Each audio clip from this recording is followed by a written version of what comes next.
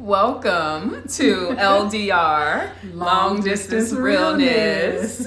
I'm Gigi. And I'm Kay. And this is our latest episode of LDR Long Distance Realness. Yeah, so it's been a little while. We've gotten through the holidays. Hopefully everyone had a great Christmas or great holiday season, great New Year. Mm-hmm. And today we want to talk about how we do long distance relationships on a budget. Yes. Right? No, none of us, at least as of right now, have unlimited access to money. We wish we did. We wish we did. That would Sometimes be wonderful. We kind of live like we do, but we really don't.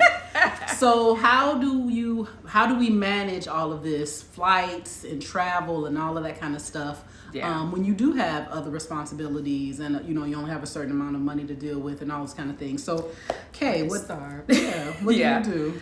So, I have to think back to when we first started dating, and for me, what I thought about was, traveling on a plane and how much that would be on a regular basis. And so I have a second job on the side, and so the money that I receive from that job essentially goes to traveling to see you, which I appreciate that I'm able to do that.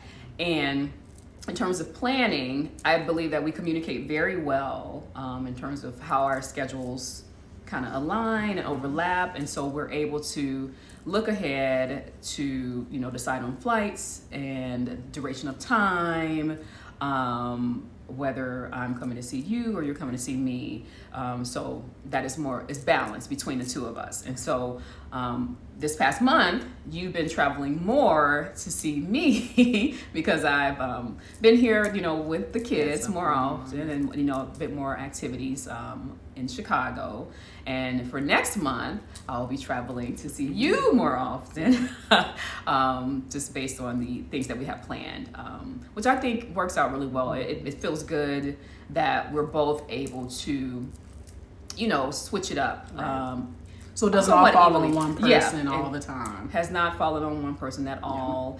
And can I speak to something that, we kind of talked about in the beginning before we really ventured into this. Okay, I have no idea this what relationship. You're about to say. So, just to share a little tidbit about Miss Gigi. So, in the beginning, it was very nice of you to offer. I know what you're saying. Yes. Mm-hmm. To offer to fly me out to see you, but I'm not that type of person to where I don't roll that way. I can put it that way. I tend to like to do things on my own and plan my travel. And so each time I've essentially paid for my flights, you paid for your flights, and it's been comfortable. It's worked out.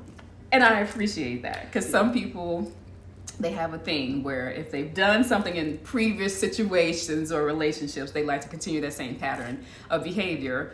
But with you were agreeable when I said that, when you checked me hard. Yeah, well, did I check you? She checked me. She's being very politically correct right now in this statement. I mean, it was a checking that I absolutely appreciated, but she did. She made it very clear. This is what had happened. Oh my goodness. So, again, she's right. I told the truth.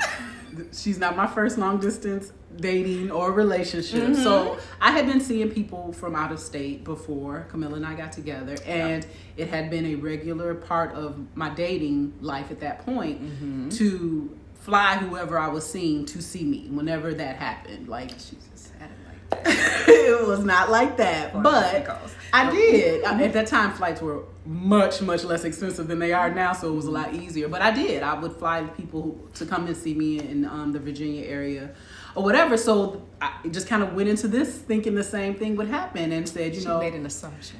I was like, give me your flight, tell me what flight you gonna be on, baby. Like, oh, you know what I'm saying? Not for real, baby. And she very quickly and immediately was like, haven't you been flying the other people you've been dating to come and see you? And I was like, yeah, like, of course, why wouldn't I? That's not she said, the type of girl I'm not that type of girl. I don't want to be in that category.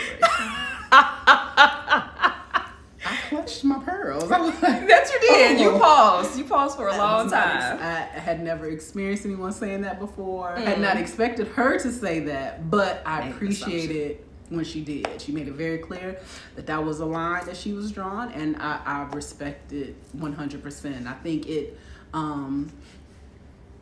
made me really respect and appreciate her for who she is, and in a lot of different ways. So Thank really you. Appreciated that, baby. Appreciate me. And so since then we've just kind of taken care of our own travel arrangements. I agree with Kay in that planning is fundamental. You have to take that extra time to think ahead, think about schedules, think about holidays, things that are coming up. Get your tickets in advance if you can. And sometimes flying is just not an option. Sometimes you might have to get in the car and go. Yeah. But I think if you sit down with your partner and you guys really look at your calendars and plan things out, you can make the most out of it. You know, you can get the cheapest flight that you can if you're reserving it a month or so in advance. Those kind of things. We wait for sales with the airlines. We try to get as many tickets as we can when a sale comes.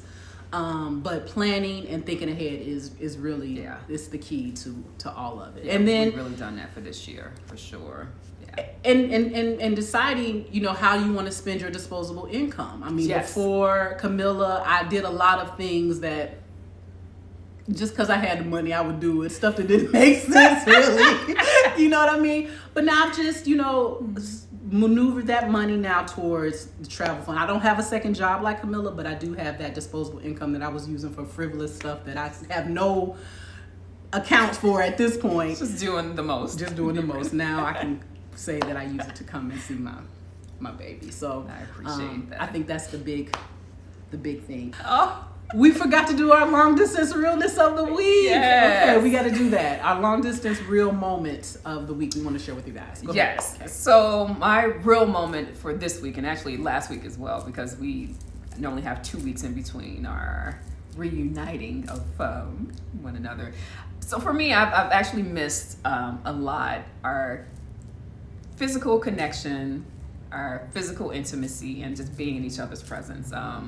It really got to me earlier this week. And luckily, Gigi made it on her flight today. And I know there was something that happened earlier today that, thank God, did not interfere with her making it, but she made it. And now I'm feeling more whole, complete, and sound. And this is how it's supposed to be. This is how it's supposed to be. So Absolutely. That was my quick one. Okay. So I'm feeling energized. And mine is very similar to Kay's. I was sick the end of last week and a good part of this week as well, and so it kind of just interrupted the illness.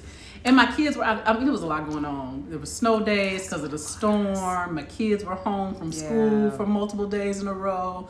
So it literally just kind of threw off our cadence. Like our rhythm got thrown off by the change in schedule. And, you know, different stuff that typically isn't going on was going on.